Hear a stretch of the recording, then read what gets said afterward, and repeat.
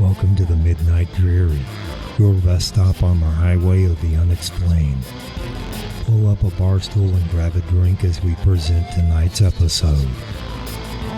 And here's your host, Justin Wood.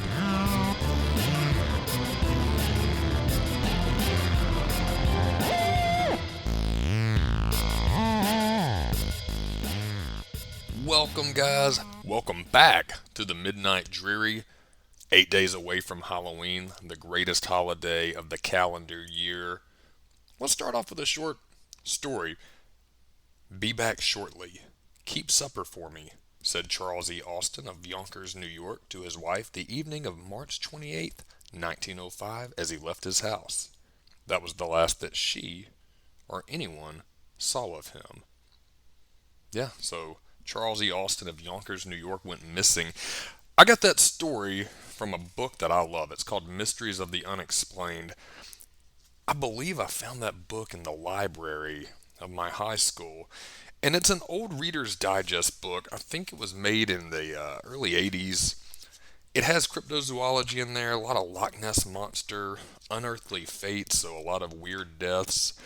Supposed hauntings. Some of the stuff is dated, but I think it stands the test of time. It's one of my favorite books, so if you go on Amazon and probably even eBay, Mysteries of the Unexplained, blue cover on it, just really a fascinating book with a lot of creepy little stories in it, and I think you guys would like it. Check it out if you like creepy stories, and maybe I'll throw in a few more here and there during this podcast.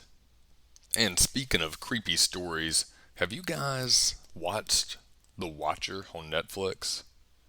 If you haven't, I just finished it, and I can't tell if it's just a one-season deal or if they're going to bring it back. It says a 7-part series, so maybe that was it. It was good. It was worth the watch, no pun intended. But what's really creepy, and I'm not going to give any spoilers on The Watcher itself, but it's based off a true story. It's something I've read before. And what happened, there was a family in New Jersey, they bought a home. They started getting these really, really weird letters by someone claiming to watch them and divulging personal details about the family. And they signed the letters, The Watcher. So it's really strange. BuzzFeed Unsolved did a really good YouTube video on it. Check theirs out. But if you read their first letter, let me pull it up here. I'll go ahead and read it for you. Dearest new neighbor at 657 Boulevard, allow me to welcome you to the neighborhood. How did you end up here? Did 657 Boulevard call to you with its force within? 657 Boulevard has been the subject of my family for decades now, and as it approaches its 110th birthday, I have been put in charge of watching and waiting for its second coming. My grandfather watched the house in the 1920s, and my father watched the house in the 1960s. It is now my time. Do you know the history of the house? Do you know what lies within the walls of 657 Boulevard? Why are you here? I will find out. So, creepy as hell. Obviously sounds like a deranged stalker. And according to the Today Show, the Watcher also referenced the two young children asking, do you need to fill the house with the young blood I requested? Better for me. Was your house too small for growing children? For the growing family? Or was it greed to bring me your children? Once I know their names, I will call to them and draw them to me. This could be a whole podcast on its own. Really look into this story or watch the Netflix. Of course, it's going to use creative liberties on their show, but it was a good show. I really enjoyed it. But if you have a chance, check out the BuzzFeed Unsolved video because there's so many suspects that were in this case. Even the family themselves was accused of writing these letters. But nothing ever adds up. It is a bizarre case, and it's recent too. This is not some outdated Reader's Digest story I'm reading from a book. This was 2014, so extremely recent. Check it out. And again, I will plug that once more. The Watcher on Netflix, it's worth it. Good 7-part series to check out for Halloween. Send a chill up your spine. And if you finish The Watcher, there's plenty of horror Halloween movies out there waiting to scare the hell out of you. And with that, I do have the list of the 5 most terrifying horror villains that I can think of, but I still want your feedback on this. TheMidnightDreary at yahoo.com. How right, how wrong am I with my list? And without further ado, let's start with number 5.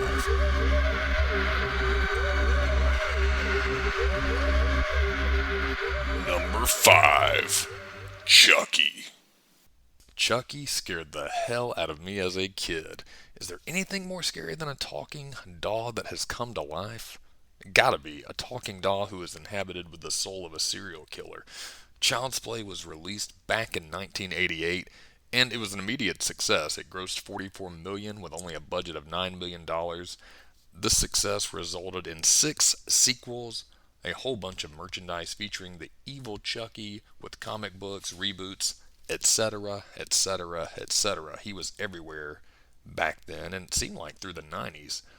Which, oddly enough, in the movie, Chucky is a good guy doll, which, if you are old enough to remember the 80s, Hasbro released the My Buddy doll, the Kid Sister. These were for boys and girls, and you also had Teddy Ruxpin. So the creators of Child's Play took this fad of all these lovable dolls for boys and girls, kids of all ages, and Teddy Ruxpin, and they created that little evil bastard Chucky, who ranks in at number 5. If you want to watch Child's Play, I believe it's on AMC Plus right now. There's a free trial, and as always, you can probably rent it or purchase through Amazon Prime TV.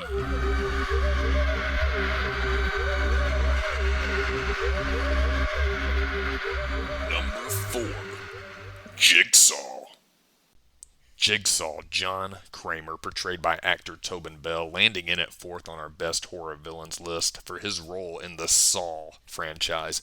Before I go any further, there is a chance of many spoilers ahead, so if you haven't seen these movies, 1, catch up with the times, and 2, you may want to save this podcast for another day until you see the movies. Without further ado, let's get back to John Kramer. People often confuse Jigsaw 2 with the puppet, which is Billy the puppet. That's not him. John Kramer is the actual Jigsaw killer. His backstory isn't really known until Saw 2, which is actually my personal favorite because in the first Saw, he appeared to be a suicide victim. And chillingly, at the end of the film, he rises, and this is when the meat and the potatoes of the franchise truly begins. About John. In the series narrative, John is a former civil engineer dying from an inoperable frontal lobe tumor that had developed from colon cancer. After a suicide attempt, John found a new appreciation for his life and dedicated the rest of his life to inspiring the same appreciation in others by testing their will to live. His methods include forcing his subjects through deadly scenarios, which he refers to as games or tests, in which they are forced to inflict pain upon themselves or others in order to escape. These tests are typically symbolic of what Jigsaw perceives as a flaw in each person's moral character or life. He was nicknamed the Jigsaw Killer by the media for his practice of cutting the shape of a puzzle piece from the remains of those who fell. Some of those tests are brutal, man. I think when Saw came out, there were many films like it before and after, I'm sure. I can't name them. Maybe I'm lying.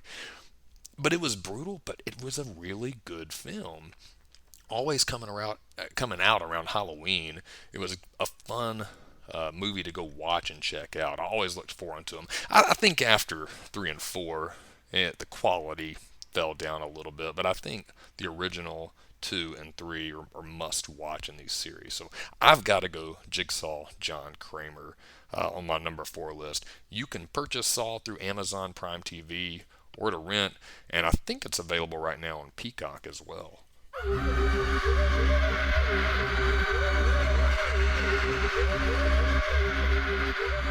Number 3. Black Phillip. From the 2015 movie The Witch, A film set in the 1630s, Black Phillip is the black billy goat who belongs to a Puritan family that has recently been banished from their colony over a religious dispute. They built a farm near the edge of a secluded forest where many strange things begin to happen to the family, some of them revolving around their ornery black goat. Now, as chilling as this movie is, and it is chilling, it's absolutely one of my favorites. If you haven't seen it, I cannot recommend enough to watch it. The actors tend to speak with an Old English style, so it's really crucial to pay attention to all the words as much as you can.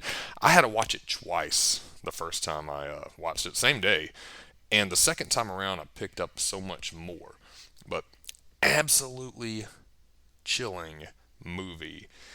And funny enough, the behind the scenes of the movie, Black Phillip, who is actually a goat named Charlie and a unit at 210 pounds, was apparently a headache on the set.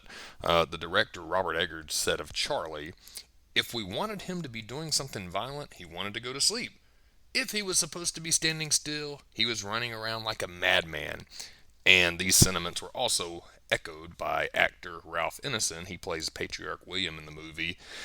He was horrible. Really, really horrible. From the moment we set eyes on each other, it was just kind of hate at first sight. He had two modes, chilling out and doing nothing, or attacking me. And on the fourth day of filming, Charlie rammed his serrated horns into Ineson's ribs, dislodging a tendon. Everything hurt. Ineson recalls, I spent the rest of the 5-week shoot on painkillers. Check this movie out. I looked it up. I think it's on Hulu, Disney Plus. Of course, you can rent it from Amazon Prime. And you will live deliciously if you watch it. Black Phillip, the Goat, and the Witch came in at number 3.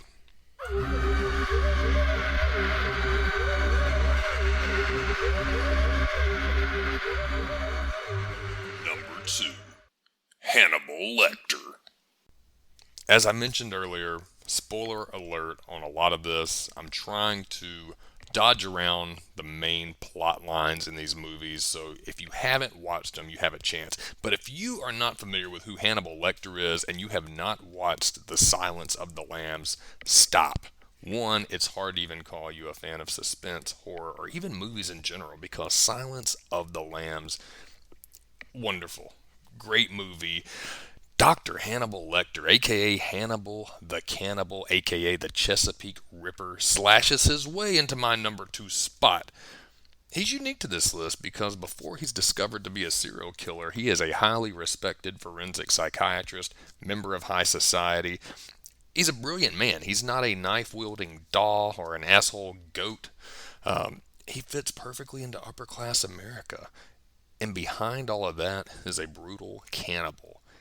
Anthony Hopkins, he masterfully portrays Dr. Lecter in the classic The Silence of the Lambs, as well as in Hannibal and Red Dragon.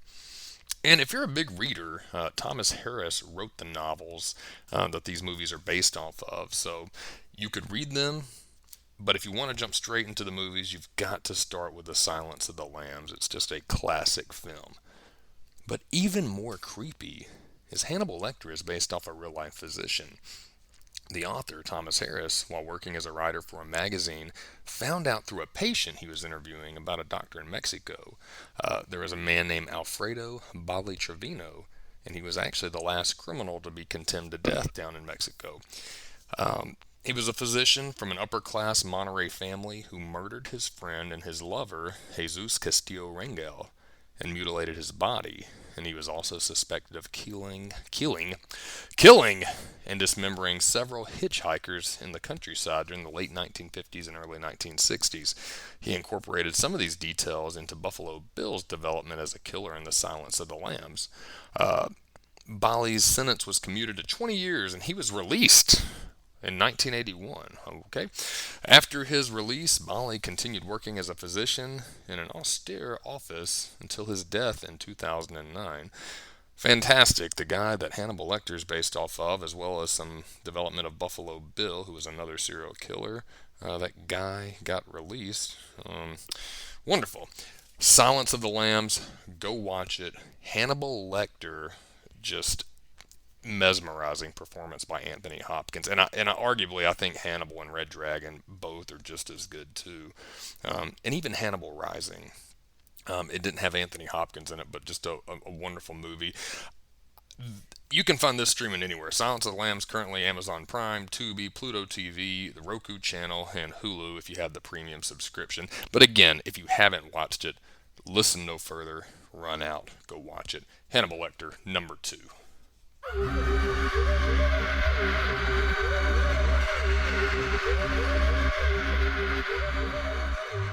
And number 1 on our list of most terrifying horror villains is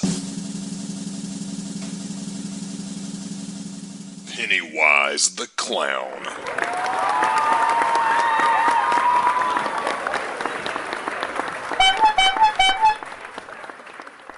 Pennywise the Dancing Clown. I don't think you could go wrong with Tim Curry or Bill Skarsgård.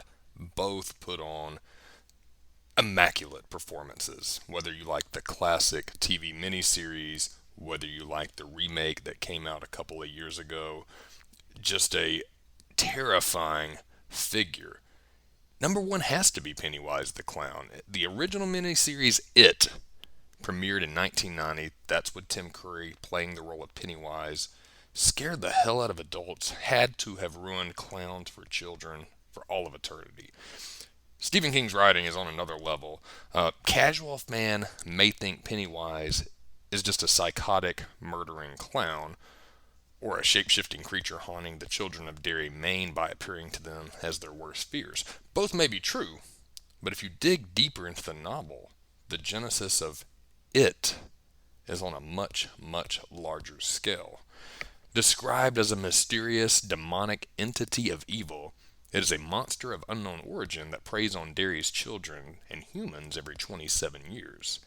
It finds striking fear in children akin to seasoning or salting the meat.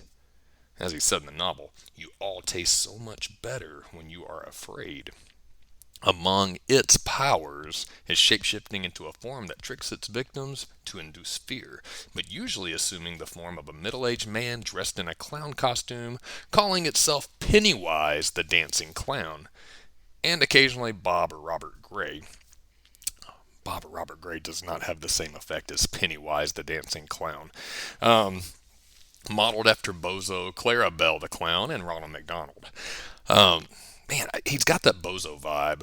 If you guys are too old, do not remember the original Bozo. The Tim Curry version absolutely has that, but just that evil look to it. Its truest form, as perceived by the human eye, is that of a giant spider that houses its essence. The deadlights. Those are the writhing orange lights, and people looking directly into it can render them catatonic, even kill them. It can manipulate people, use them as pawns in doing its bidding, either by assuming a form familiar to them, promising them their desires, or even just through subliminal influence. Because of this control, what happens in Derry when it revolves around missing people or the crimes or murders, people just act like nothing is happening or they just forget about it. Pennywise, It, the Deadlights, takes my number 1 spot pretty handily as the most terrifying horror villain. I don't think you can beat it. I love It. I've been a big fan of Stephen King and all of his writing for a long time now.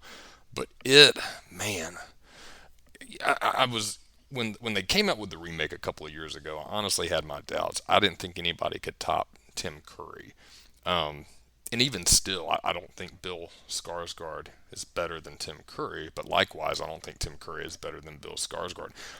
That is what a remake is all about. It's wonderful. It complements the original with being unique to the newer movie. So I love it. And there's also just so many layers to Pennywise, why I had to give him the number 1 spot. One, fucking clowns are scary. Nobody's going to deny that. It kind of goes back to Chucky, too. I mean, he's a doll, a clown. It's supposed to be something fun and lighthearted and for children. And it's out slashing people and hiding in sewers. And it becomes a huge spider. All right, that's terrifying enough as it is. But the fact that he's not even just a murderous clown a la John Wayne Gacy, he's really a entity living out in the macroverse called the Deadlights, and he wants to prey on children and scare them because it tastes so much better. Um, it's that level of depth to that character. I could talk about it all day. But your number one is Pennywise the Dancing Clown. Let me know what you guys think about this list. Number 5, number 4, number 3, number 2, number 1. If you agree, let me know. If you disagree, let me know as well. I'd be curious to see who you guys have.